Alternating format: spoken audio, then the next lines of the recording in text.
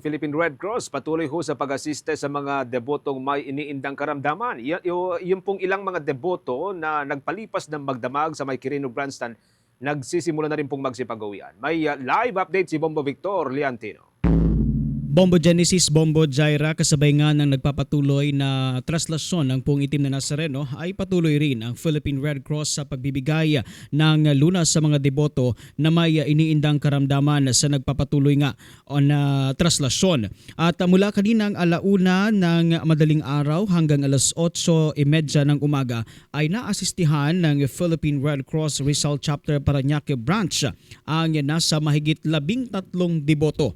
Karamihan aniya sa mga ito ay mga matatanda na at ang natitira naman ay pawang mga bata.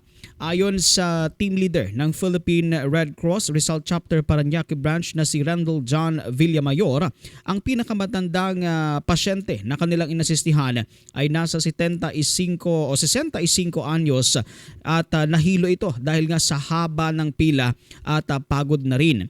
Nalapatan rin ng lunas ng Philippine Red Cross ang isang 16 na taong gulang na pasyente matapos naman na tumaas ang kanyang blood pressure. Ayon sa tagapagsalita ng Philippine Red Cross, first time na lumahok nga sa ganitong event ang naturang pasyente na nasa 16 anyos kaya tumaas nga itong kanyang blood pressure. Abot naman sa 120 na mga pasyenteng deboto ng Jesus na Nazareno ang naasistihan ng Metropolitan Manila Development Authority First Aid Station na nakastandby kanina dito sa may bahagi ng Quirino Grandstand. Samantala, unti-unti na nga o nagsiuwian na nga ng tuluyan itong mga deboto ng Itim na Nazareno na nagpalipas naman ng magdamag dito sa Quirino Grandstand. Kabilang nga sa grupo ng mga deboto na nagpaumaga dito ay ang grupo ni Nanay Lucrecia Casera na mahigit 9 na taon ng deboto ng Puong Itim na Nazareno. Aniya, nag-commute lamang sila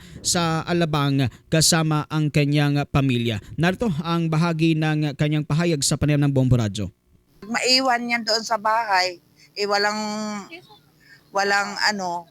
malalaking mag-ano sa kanila.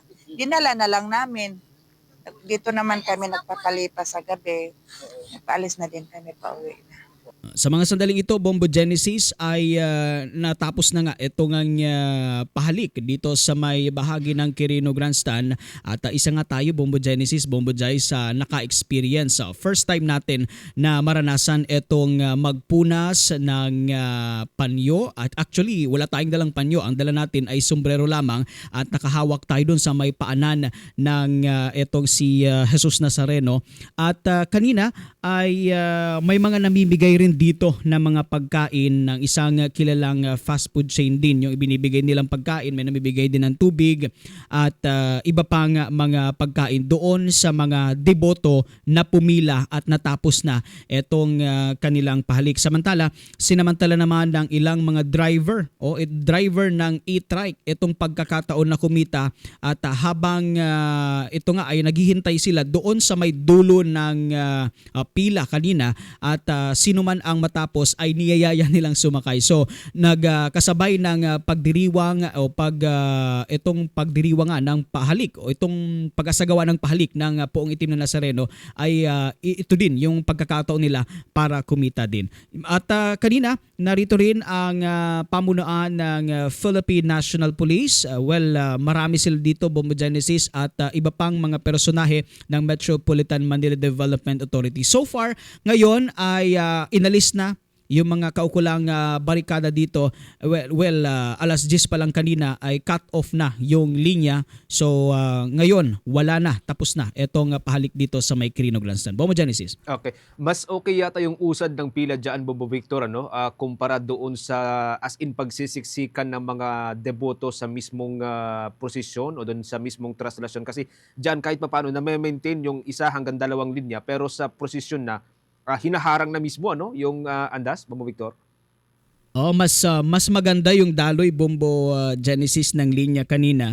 Bagamat umabot ito doon sa may bahagi ng Rojas Boulevard, yung pinakadulo kanina. At mga bandang alas 10 o alas 11 ng umaga, medyo nahati na at pagsapit nga ng mga alas 11 alas 11 pasado ng umaga ay nasa 100 na lang itong natitirang mga deboto na hindi pa nakakapagpunas doon sa imahe ng itim na Nazareno. Based sa iyong pagtatanong sa mga deboto diyan, anong kwento nila? Uuwi na sila after nitong pahalik or hahabulin pa nila yung andas?